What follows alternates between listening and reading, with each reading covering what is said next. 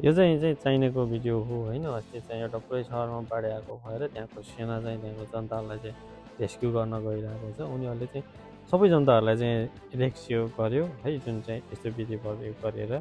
अनि त्यसपछि त्यो लगत्तै जब पानी रोकियो अनि त्यसपछि उनीहरू त्यो सहरलाई रिबिल्ड गर्नतिर लागे क्या है। ऊ यसरी चाहिँ अब बेल्चा थप्ला लिएर चाहिँ यसरी चाहिँ उनीहरू चाहिँ अब त्यो सहरलाई चाहिँ रिबिल्ड गर्नतिर यसरी काम गरिरहेका छन् भने यो सेनाको हो। यसमा चाहिँ जनताहरू पनि यसमा चाहिँ सहभागी हुनुहुन्छ र अब यो सहर सायद 1 महिनापछि यिनीहरूले जस्ताको त्यस्तै पनि बनाउँछन् होला।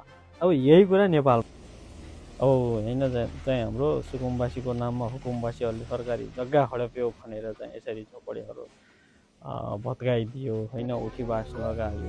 यसबाट पनि अर्को कुरा के भन्यो भने यिनीहरूले खोला किनारमा चाहिँ बाढी आउँछ भन्यो, होल्डिङ सेन्टरमा छाड्छ भन्यो, होल्डिङ सेन्टरमा छाड्यो। त्यहाँ पनि न खाना दिन सक्यो उनीहरूले, न राम्रो व्यवस्था दिन सक्यो, खोला न त फर्काएको कुनै रोजगारको नै व्यवस्था गर्न सक्यो। त्यहाँ पनि विरोध भयो। र खोला एकचोटि विरोध मात्रै सिधा बाटो भएन, आफ्नो झन् सही त्यहाँ त बाटोमा अहिले फर्किएपछि बाढी नै आयो। निरन्तर त्यही त्यसको पनि विरोध भयो होइन। भन्छन् नि कर्मले ठगेको कति कहिलेकाहीँ भाग्यले पनि ठग्छ भन्छन् होइन, ऊ यस्तो भयो। अब यहाँबाट पनि यिनीहरू अब सार्दैछन् अर्को ठाउँमा, त्यहाँ झन् खतम छ है। अब जुन हामी यही छिमेकी देशमा हाम्रो यस्तो भइसक्यो होइन। हामीहरू यो 40-50 जनालाई पनि म्यानेजमेन्ट गर्नको लागि यो सरकारलाई चाहिँ यति गाह्रो भइरहेको छ कि यति पनि नगरौँ न हो सरकार होइन। यिनीहरू पनि नेपाली जनता नै हो, यिनीहरू पनि नेपाली नै हो होइन।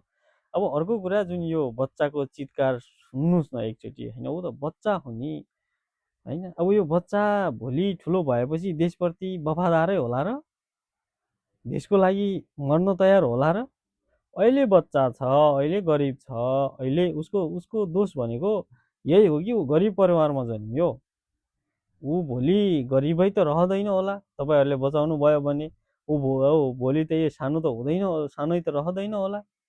त्यही भएर यति साह्रो बेइज्जती पनि नगरौँ। ऊ पनि नेपाली नागरिक हो, सकिन्छ ससम्मानपूर्वक बाँच्ने व्यवस्था मिलाउँ। सकिँदैन यतिसम्मको विभेद चाहिँ नगरौँ न सरकार।